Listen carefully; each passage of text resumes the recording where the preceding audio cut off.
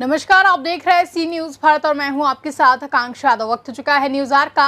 रुक करेंगे इस वक्त की खास खबर की तरफ, जहां अंबिकापुर नगर निगम द्वारा सरकार की योजनाओं का कैसे दुरुपयोग किया जाता है, इसका अंदाजा इस बात से लगाया जा सकता है कि जब शहर की सड़कों से सिटी बसें गायब हो गई, तब करोड़ों रुपए की लागत से टर्मिनल स्टेशन बनकर तैयार हुआ है। अब टर्मिनल स्टेशन का उपयोग निगम किसके लिए करेगी, इसका जवाब भी जिम्मेदार निगम के पास ही है। दरअसल अंबिकापुर में सिटी बसों के रखरखाव के लिए बनाया जा रहा टर्मिनल स्टेशन तब तैयार हुआ जब शहर के अधिकांश रूट में चलने वाली सिटी बस गायब हो गई। हैरानी की बात यह है कि लाखों की लागत से कराए जा रहे टर्मिनल सेंटर निर्माण कार्य को 4 वर्ष लग गए। इससे महज अंदाजा लगाया जा सकता है कि नगर निगम के अधिकारी टर्मिनल स्टेशन निर्माण को लेकर कितना गंभीर थे। जबकि निर्धारित समय पर टर्मिनल स्टेशन का निर्माण हो जाता तो आज जो हालत सिटी बसों का है वह नहीं होता और निगम को भी आय होती। शहर सहित आसपास ग्रामीण क्षेत्र के लोगों को सस्ती और बेहतर आवागमन की सुविधा उपलब्ध होकर इसे ध्यान में रखकर शासन की योजना एवं महानगरों की तर्ज पर शहर में सिटी बसों का संचालन शुरू किया गया, जहां लगभग 4 वर्ष पूर्व 33 सिटी बसों के साथ संचालन शुरू किया गया और शहर के कई रूट में सिटी बस दौड़ने लगी, जहां बसों का मेंटेनेंस बरकरार रहे। इसके लिए रखरखाव व हॉटिंग के लिए टर्मिनल स्टेशन स्थापित करने की योजना बनाई गई। योजना के मुताबिक शहर के मछपारा में खाली पड़ी भूमि का चिन्हांकन टर्मिनल स्टेशन के लिए किया गया और लाखों की लागत से निर्माण कार्य शुरू किया गया।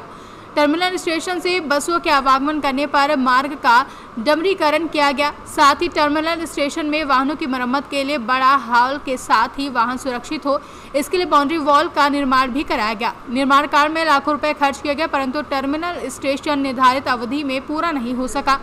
लगभग 1.5 करोड़ की लागत से बनाया जा रहा टर्मिनल स्टेशन 4 साल में बनकर तैयार हुआ है, जबकि अधिकांश सिटी बस अपने रूट से गायब हो गई हैं।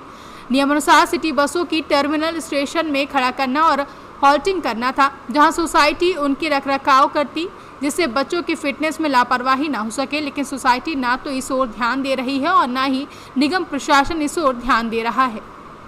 नहीं, देखिए, एक तो ये जो शहरी यातायात सोसाइटी के माध्यम से ये सिटी बसों का संचालन शुरू हुआ था, इसके अध्यक्ष सोसाइटी के कलेक्टर होते हैं और जो जिस जिलों के संबंधित बसें चलती है वहाँ के कलेक्टर, वहाँ के एसपी और वहाँ के सीएमओ या जो भी नगर निगम के वो सदस्य होते हैं। इसमें ये 2015 में इसकी शुरुआत हुई थी और ये तो कुल मिला के एक हिसाब से जो बस ऑपरेटर थे, पुराने बड़े लोग जो बसें चलाते थे प्राइवेट, इनकी मिली भगत से ये सारे लोग नॉमिनल दर पे अपना नीलामी में बसों को लिए, आपसी समझौता करके, और इसमें भी सरकार को जो राशि मिलना था उतना नहीं मिला।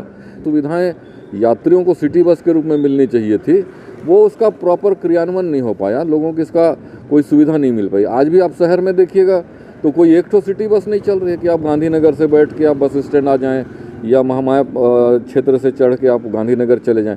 शहर में तो कोई चल ही नहीं रहा है, केवल प्राइवेट ये लोग यहाँ से लखनपुर चला दिए, यहाँ से क्या बोलते हैं जसपुर चला दिए, यहाँ से सूरजपुर चला दिए, ऐसे उदयपुर, इस तरह से अंदर की जो मलाई वाली जो रूट थी जहाँ पैसे की अच्छी अर्निंग होती थी उस क्षेत्र में बसों को चला दी। तो शहर के लोगों को तो इसका सिटी बस के रूप में कोई इसका लाभ ही नहीं मिला है। इसके लिए यार्ड जो बनाया गया था, क्या लगता है? नहीं, यार्ड तो मरम्मत के लिए, मेंटेनेंस के लिए यार्ड बना था, जो उसमें गोबर की खरीद बिक्री हो रही है, वहाँ गोबर से खाद बनाने का काम कर रहे हैं। तो मतलब वो दिखाता है कि वहाँ ना बसें जाती है ना उसका मेंटेनेंस होता है।